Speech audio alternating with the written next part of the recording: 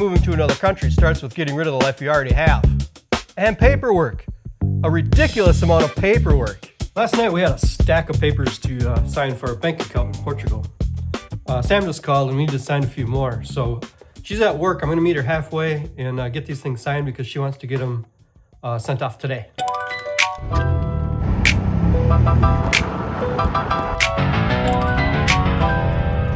Hey, babe. Hey, you. Ready to sign your life away? Yeah, that's what it feels like, huh? Meeting in the park to make a bank account happen. Hi. It's been fun. One signature closer to Portugal. Hey crew, well, this visa process has been quite a process, but we're getting through it, we're figuring it out. We're actually learning a lot and having some fun with it. So the first thing we had to do is figure out which visa fits our situation best. Portugal offers a variety of visas. There's 5 long-term residency visas, and that's the group that we were looking at. The D2, the D3, D7, D8, and the Golden Visa. After reviewing all the visas and reviewing the qualifications for each visa, we determined that the D8 visa, Digital Nomad visa, fits our situation best. So we are applying for the D8 Digital Nomad visa. Halloween!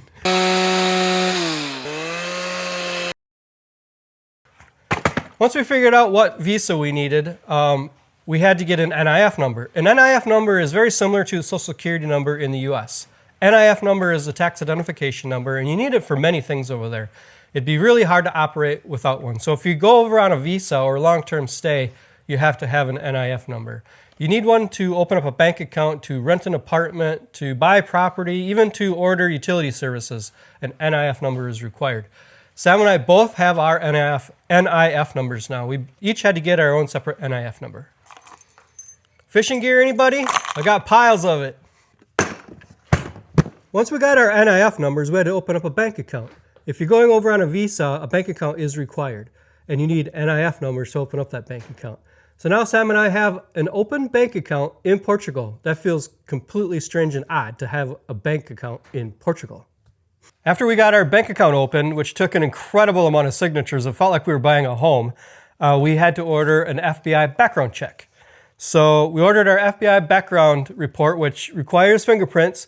Fingerprinting today is a lot different than it used to be. Not that I have experience. Back in the day, I saw it in a movie. Back in the day, they'd put your fingers and your thumb on the ink pad and then press them on the paper. That's how they got your fingerprints. Today, it's done on a touchpad. It's done digitally, so it's more accurate and a lot cleaner. Once you receive the background check, you have to apostille the background check. Apostille. Apostle? Apostle. Apostle? Apostle? Apostle? Apostle? Is that even a word? Which means you need to send it back to the government. They check the document to make sure it's authentic, that it wasn't generated or photocopied or anything. They check all the information on the document to make sure it's all correct. Once they determine that the information is correct and that the document is real and authentic, they put their stamp on it and they send it back to you. We have received our apostillized background check a couple days ago. They sent it back to us FedEx. The next step was proof of relationship. We're applying as a couple, so you have to prove your relationship status.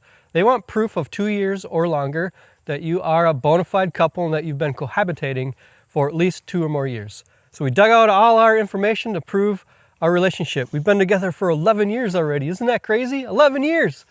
So now we have proof of relationship. The next step is proving to be the most difficult step so far, getting an appointment with a consulate. You have to have a physical appointment with a consulate. Our consulate is in Washington, D.C. The consulate that you use is determined by the area that you live in. We live in northern Wisconsin, so our consulate is in Washington, D.C. This is quite a process. I'm going to try to explain this so it makes sense. Okay, so you have to have an appointment with a consulate to physically hand over all your information, your proof of relationship, FBI background, financials, and all that kind of stuff. You have 90 days from the time that you order your background check to acquire this appointment.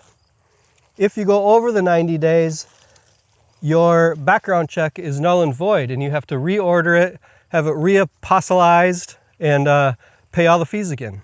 Everything has to fall within that 90 days, so it's a pretty tight timeline. The deal is, getting an appointment with a consulate is no easy task. It's really difficult. We're already a month into this, and we have 60 days left. So we've hired an outside service to help us try to obtain this appointment. The outside service will monitor the consulate's webpage 24 hours, waiting for an appointment to open up, and if an appointment opens up, it will try to grab that. If it grabs that appointment, then it will notify us of that appointment.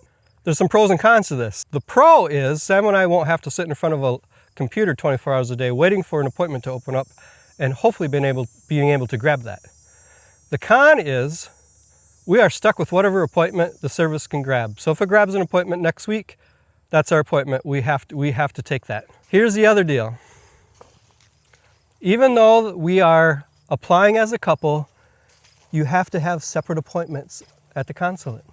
So we're hoping that this outside service can not only get us an appointment now within the next 60 days, but can get us 2 appointments close together. There could be a situation where one of us has an appointment next week and the other has an appointment in a month and a half. If that's the case, then obviously we have to make 2 trips to Washington, D.C., and we'd rather not do that. So we're really hoping this outside service can obtain an appointment, 2 appointments within the next 60 days, close together. Within a couple of days would be great. But there's no guarantee of that. But you guys are up to date. We're just in the waiting game right now, so in the meantime, we're going through all our stuff, sifting, sorting. I got 4 big piles going, a pile to sell, a pile to throw away, a pile to donate, and a pile to keep. So with that, hey, if you guys have any questions, send them over. A few of you have some questions over already, but if you have any, send them over, and in the next video or 2, I will answer those questions the best I can. Next week, I'll have another update for you. So with that, coffee's on as always, and I'll check in with you guys later. I hope you guys have a fantastic week.